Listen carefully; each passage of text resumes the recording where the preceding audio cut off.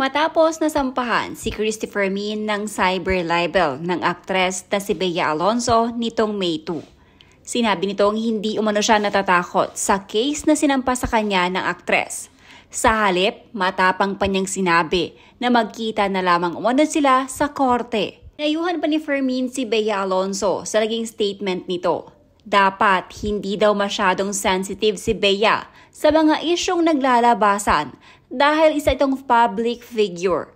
Bilang trabaho madon ni Fermin ang maghatid ng balita sa publiko sa mga hinahangaan sa mundo ng showbiz ay trabaho lamang daw niyang sabihin ang kanyang nalalaman, mapapositibo man umano ito o negatibo.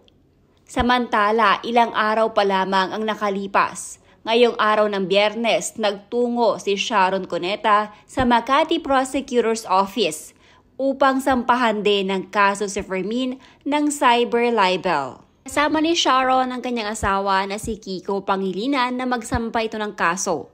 Kung ating matatandaan, nakiusap pa si Casey Concepcion, panganay na anak ni Sharon, na wag silang pag-usapan pang mag-ina ni Fermin, lalo na ang hindi nila pagkakaunawaan.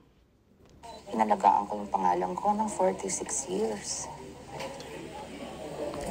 Magandang palaki sa akin ang magulang ko. At higit sa lahat, sabi nung tatlong anak ko, mabuti akong ina.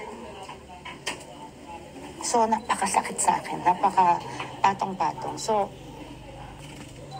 if people pick that up, tapos talk as if they live with us, and they see us, and they know what we're going through. Even my children have suffered, and sama ng loob nila, we've been off social media partly because of this. So, ayoko to yung pwede lang, pero parang it's a message also na artista kami, pero ang dami nakakalimot na nasasaktan din kami, di ba? Na hindi naman ninyo kami kilala, nakikita nyo lang ang trabaho namin. So, okay lang yun. I'm very, pag pinipintasan, okay lang ako, that's part of it, pero sumobra yata.